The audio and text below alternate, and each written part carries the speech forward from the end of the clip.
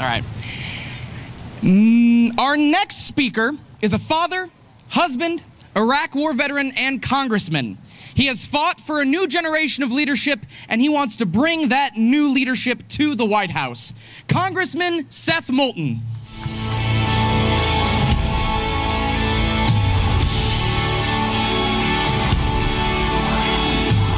Thank you. Hello, Iowa. It is such an honor to be here with all of you today and to share the stage with so many other great candidates. Thank you especially to Progress Iowa for putting this together. Now, I was planning to come up here and deliver my standard stump speech. But today, while Trump's deportation raids steal people from their homes across the country, while his speech seethes with racist white nationalism, I want to focus on one specific decision for our party. Our Democratic Party has always been the party that leads the country forward.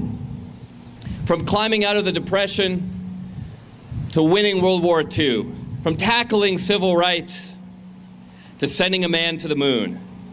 It has been our party that takes on the toughest challenges, chooses the hard right over the easy wrong, that chooses courage over convenience. Whether it's healthcare or climate change or the economy, we fight for what we believe in, not for what the polling tells us. That is why we must begin impeaching Donald Trump. Now, you often hear people say that we need to stand for more as a party than just standing against Trump. And that is true. But when it comes to impeachment, standing against Trump is standing for something more. And just as importantly, failing to hold him accountable would be a failure of our own, a mistake that could define the history of our party and our country in this moment. If Trump were a bad president just in traditional ways, we could afford to remove him from office just in traditional ways. But he's a criminal and a fraud. And I understand the politics may be against us, as leaders in our party have well described. I know the polling is against us. I know the Senate may not convict. But you know what? How about just doing the right thing? Because it's the right thing to impeach a president who has obstructed justice. It's the right thing to impeach a president who faces allegations of sexual assault from nearly 20 women. It's the right thing to impeach a president who has used the presidency to enrich himself and is a co-conspirator in multiple federal crimes. And I could go on, but what's the point? We all know these things, everyone does, and yet nothing has changed. Those crimes won't matter until we make them matter. Laws are meaningless unless they are enforced, and the ball is in our court. That is why I voted for impeachment a year and a half ago, and it's why we must act today. Now, I understand that people are afraid impeachment may backfire, afraid we will lose what we won in 2018 and must win in 2020.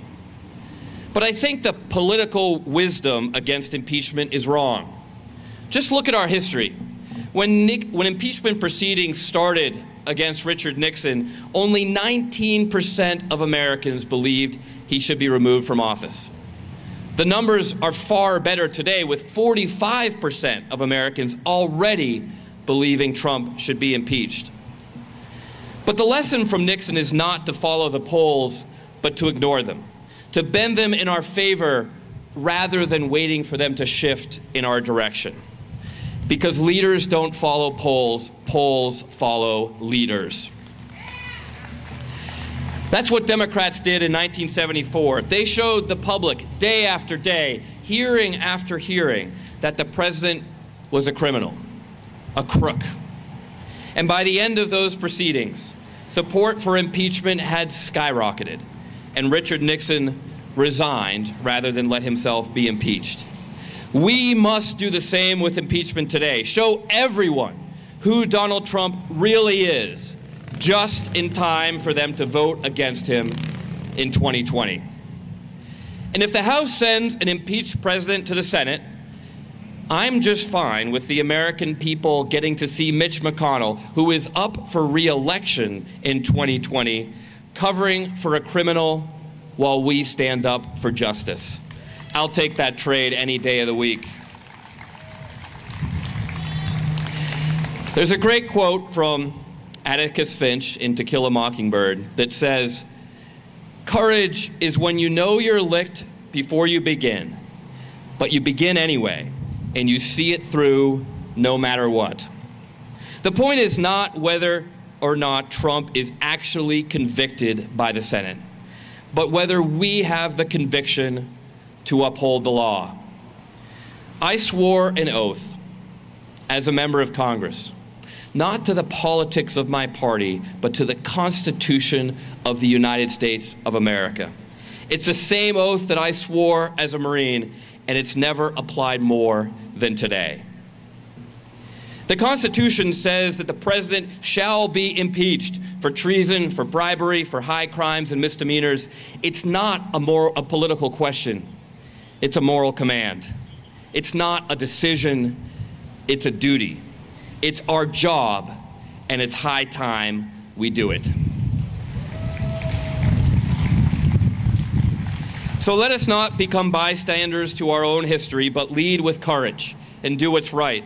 That's my message to you on this beautiful day in Iowa, because it's a message we should send to the rest of the country and to our children in our history books.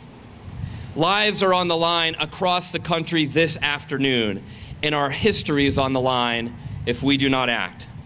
So let's come together as presidential candidates, members of Congress, Democrats and Americans, to uphold the law and to impeach Donald Trump. Thank you, Iowa, and God bless.